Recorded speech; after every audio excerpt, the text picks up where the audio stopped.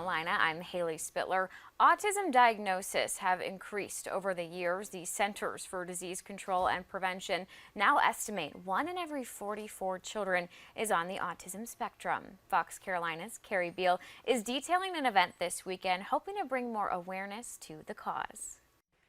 The Project Hope Foundation in the Upstate offers various autism services to families, including applied behavior analysis therapy, education, adult services, and community engagement.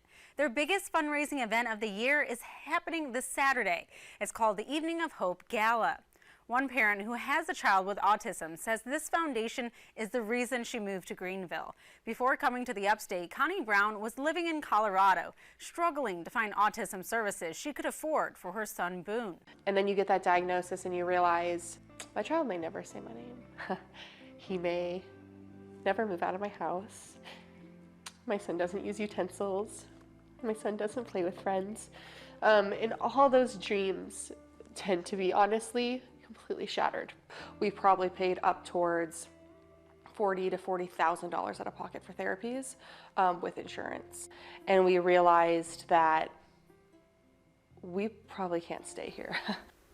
Brown says they decided to move across the country because they found the services here to be better suited for his needs. Boone is nonverbal, meaning he doesn't speak. Hope was so great at taking Boone, doing their diagnosis, pulling from diagnosis, from doctor's visits, and creating an entire treatment plan completely for him. And you can hear more from that mother at the Evening of Hope Gala. It's this Saturday at the Greenville Convention Center. Cocktails start at 6 p.m., followed by a dinner and then the program. Throughout the night, there will also be a silent auction for more than 150 items. Attendees can play games for various prizes as well. Tickets are $150 each. Project Hope Foundation says they serve more than 200 children with autism in their therapy programs. They have 8 campuses across the Upstate and hope to continue serving as many families as possible. Carrie Beal, Fox Carolina News.